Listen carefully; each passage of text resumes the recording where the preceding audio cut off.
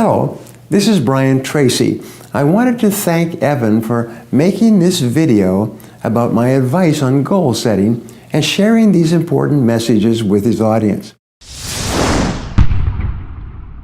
Hello Believe Nation, my name is Evan Carmichael. My one word is believe, and I believe that entrepreneurs will solve all of the major problems in the world. I started the Mentor Me series with the goal to try to hang around people who've done a lot more than us, and hopefully by spending more time with them, some of their mindset, their thoughts, their beliefs, their attitudes, their way of looking at the world seeps into us to help us become the best version of ourselves. So today we're going to learn from Brian Tracy and some of his goal-setting advice. Mentor me, Brian. Rule number 5 is my personal favorite, and I'd love to know which one you guys like the best. And as always, guys, as you're watching, if somebody says something that really resonates with you, please leave it down in the comments below and put quotes around it so other people can be inspired.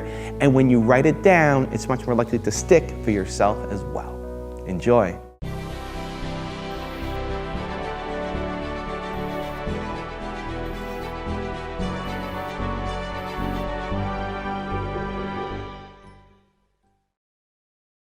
In order to be successful, you must have one big goal. I give a goal-setting exercise all over the world that is life-changing. I go back a year later, or 2 years later, or 3 years later, and I have thousands of people come up to me, almost like a guru or a sage, and they say, "You changed my life, you made me rich." And I said, "It was the goals, wasn't it?" And they said, "Yes, it was the goals. How did you know?" And what I teach is this, is take a piece of paper, make a list of 10 goals that you'd like to achieve in the next 12 months. These are 1-year goals. Now sometimes I'll have a 1 day, a 1 week, a 1 month, 3 months, 6 months, but they're all goals that you want to accomplish within 12 months. Then you look over this list and you say, if I could wave a magic wand and achieve any one goal on this list within 24 hours, which one goal would have the greatest positive impact on my life? And then you look at your list of 10 and the answer will jump out at you. And that becomes your major definite purpose. This becomes your major goal. Then you transfer this to a clean sheet of paper and you write a deadline when you want to achieve this goal. You make a list of everything that you could think of that you could do to achieve this goal. You then organize this list like a checklist in order of sequence. What do you do first? What do you do second? What do you do third? And then you take action on your goal, and then you do something on that goal every day, 7 days a week. It's a very simple system. Decide the most important goal, write it down, make a plan, work on it every day. And then all of your other goals will start to move forward. You'll start to make progress on the big goal, but all the other goals will start to move forward almost without you even paying attention to them. So that's really the key to success, is single focus. Warren Buffett and Bill Gates were at a dinner party with Bill Gates' father and a large number of other people at Bill Gates' home in Seattle last year. And they were chatting with each other, they're very good friends, and somebody came up to them and said, "Excuse me, gentlemen, I don't mean to interrupt you, but you're 3 of the most important, most successful people in the world. Bill Gates and Warren Buffett are number 1, number 2 wealthiest men in the world. What would you say is the most important ingredient for success?" And they all stopped and broke off their conversation and all turned simultaneously and looked at the man and said, "Focus. Focus is the most important quality for success. If you can focus, you can do anything. If you can't focus, you must always work for someone else who will make you focus." Now, wonderfully enough, focusing is like learning how to ride a bicycle or type with a keyboard. It's a learnable skill. You can learn to focus by practicing focus until it becomes automatic. One of my favorite quotes is from Goethe, the German philosopher, and he said, "Everything is hard before it's easy."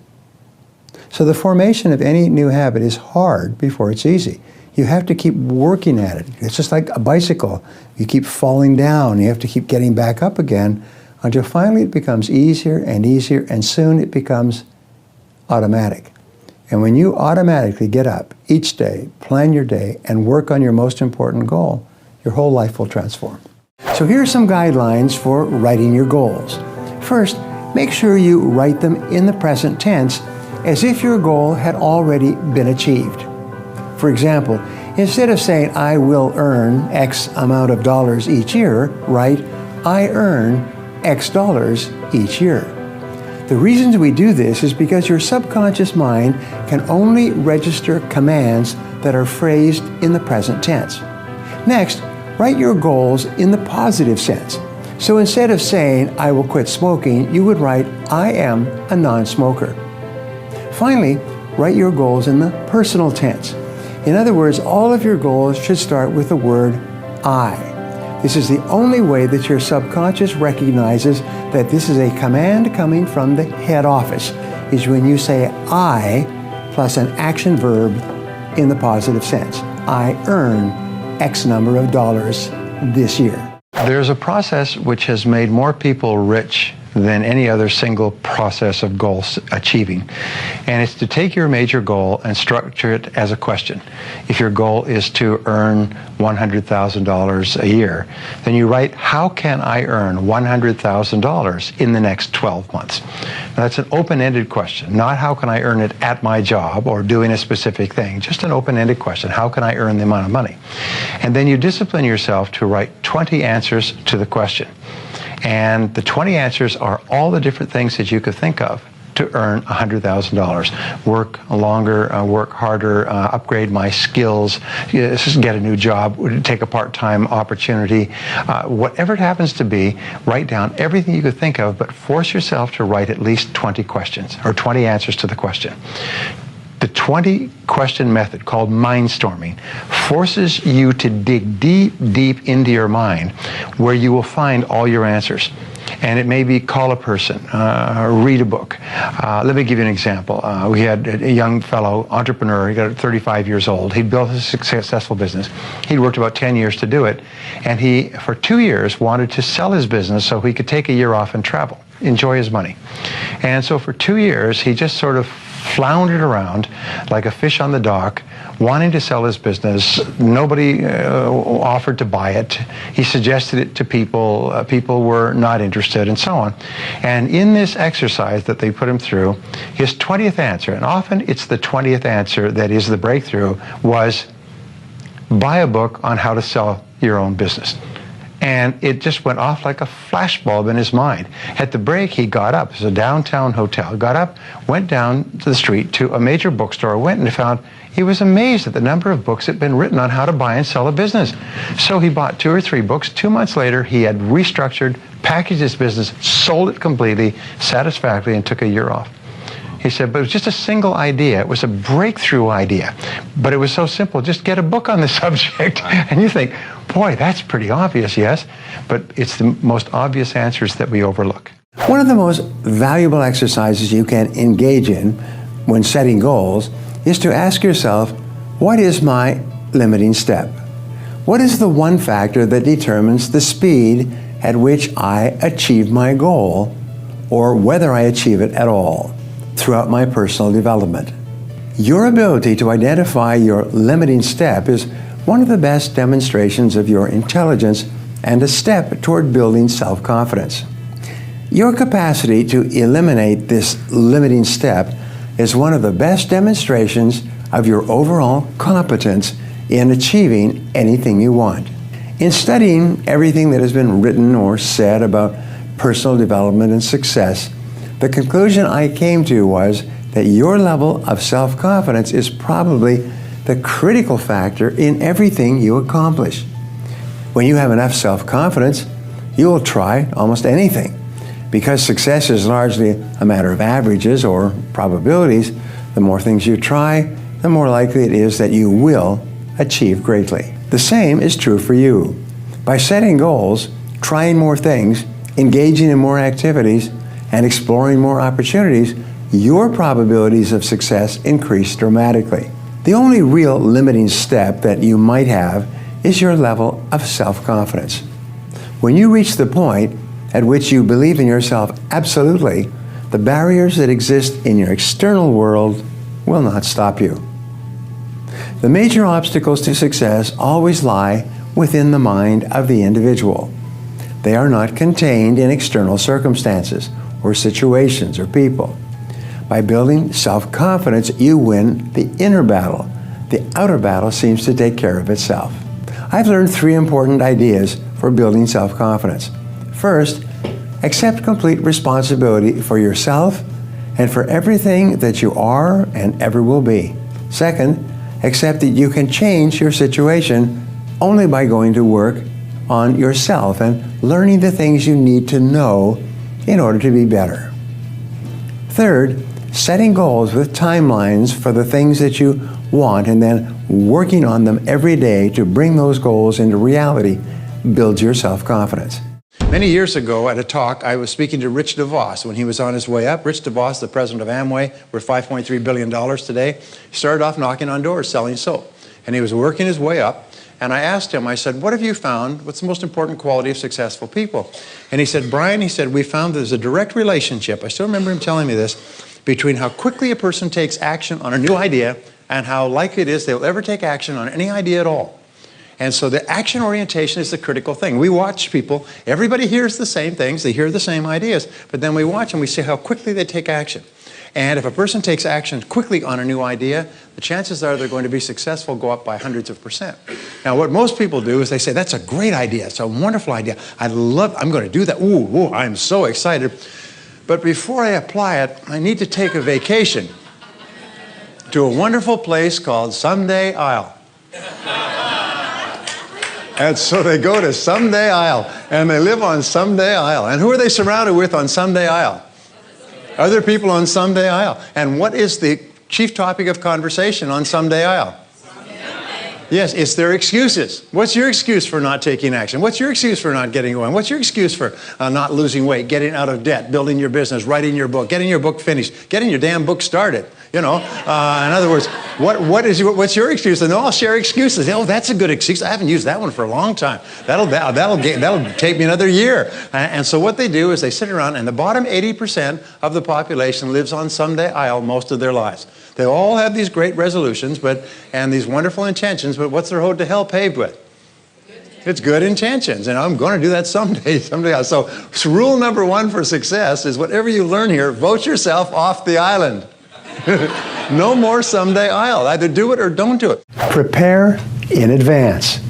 You know the old saying, proper prior preparation saves poor performance or prevents poor performance, the 6 Ps.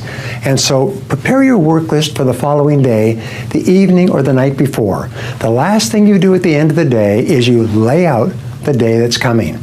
The best exercise is for you to plan your entire next day as the last thing you do before coming home from work. When you plan your day the night before, your subconscious mind then goes to work on your plans and goals while you're asleep. Very often you'll wake up in the morning with ideas and insights that apply to the work of the day. Now, a major benefit of preparing your daily list the night before is that this exercise lets you sleep more soundly. A major reason for insomnia is people lying awake trying not to forget to remember everything that they have to do the following day. But once you've written down everything that you have to do on the list, it clears your mind and enables you to sleep deeply. This will help you increase your productivity throughout the whole next day of work because you'll be more relaxed and more refreshed. Give yourself a reward of some kind for practicing the new behavior. Each time you reward yourself, you reaffirm and reinforce that behavior. Soon, you begin to associate at an unconscious level the pleasure of the reward with the behavior. You set up your own force field of positive consequences that you unconsciously look forward to as a result of engaging in that behavior or habit that you've decided upon. So what do you think holds people back? They know what they want to do, but they just can't keep the habit. They do it once and then they fall off the train, and then next month they do it again and they fall off the train. How do you make that consistent? Well, you just keep working at it and working at it. The best way of all is to plan it in advance. Instead of sitting down, never start work without a list, and never start work without prioritizing your list. People sit down and they say, well, before I make a list, I'll check a little email, check a little spam, send something to my friends, see what's going on YouTube, and so on and so forth. And then they look up and it's 10 o'clock, and they haven't done anything of value. So what you do is you have to say, what do they say?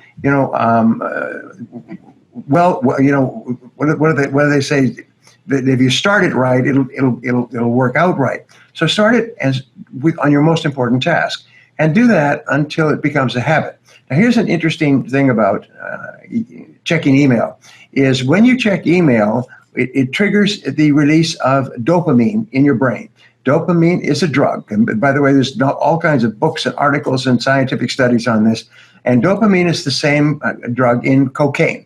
And what it does is it's triggered every time you have a shiny object or something new or different or interesting or sparkling. If a telephone rings next to you, you go bing, your brain releases endorphins, and you can't hardly wait to see what it is. So you're talking to somebody, and you could be talking to somebody about something very serious, and your telephone goes off. Bing, your whole mind goes blank. The middle of the conversation stops. You grab for your phone, you pick it up, you look at it, you check it out and everything else. And then you come back. If you're working on a task, it takes an average of 17 minutes to get back to the task. And then there's another distraction. So another 17 minutes. Average adult is checking their email and their phone between 95 and 145 times a day.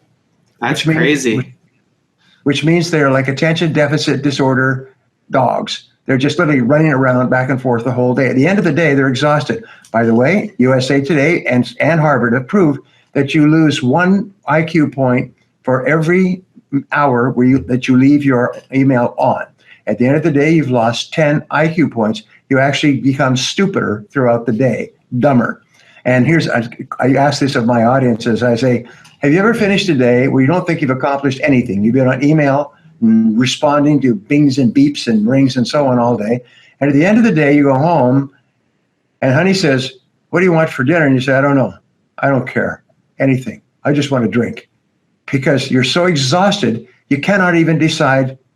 Sit there and basically like you've just been, punched in the side of the head because your brain is dead and you lose 10 IQ points. You get stupider throughout the day. You've got to turn that darn thing off if you want to remain sharp. Develop the habit. You say, I'm going to develop the habit and I'm going to give myself my reward, and my reward will be to check my email after I finished my first task. So all of success in life is task completion. Let me repeat that. I just had a long conversation with an entrepreneur. He almost fell off his chair. I was coaching him. And he said he'd never heard that before. And then I spoke to this group I was telling you in Japan.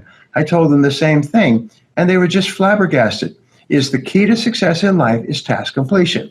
If you don't complete tasks, you have no future. And so if task completion is the key, then what you do is you complete more and more important tasks. And if you start every day by completing the most important task, your brain actually releases endorphins. Now, endorphins is another chemical, and it's only released when you do something that is life-enhancing. And what that means is when you do something that is good for you, that enhances your life, that furthers you, it makes you happy. It releases energy. It raises your self-esteem. I sort of say, if you want to be a winner, how do you be a winner? Well, you win. And winning means you cross a finish line. So if you start and complete a task, you're actually winning. And you get a feeling of being a winner, which gives you a suffusion of energy and inspiration, and it drives you and motivates you to want to get that feeling again. So how do you get that feeling again? You start to complete another task.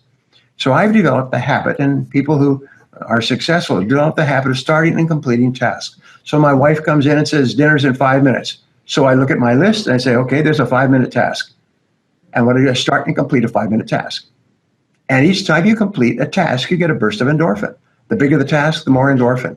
The more endorphin, the more quickly you become addicted to starting and completing important tasks. And every single successful person has a reputation for starting and completing important tasks. You want the job done, give it to him or her. You want the product served on time, you want the product completed, you want the product manufactured, shipped, delivered. Give it to him, give it to her, give it to that company, because they always deliver. That's the best reputation you can have if you want to get rich. Hello, this is Brian Tracy. I wanted to thank Evan for making this video about my advice on goal setting and sharing these important messages with his audience. I also want to encourage each of you to use the advice here to take action on achieving your goals and pursuing your dreams instead of living on someday I'll do this, someday I'll do that, but you never do it. Take action, and take action now.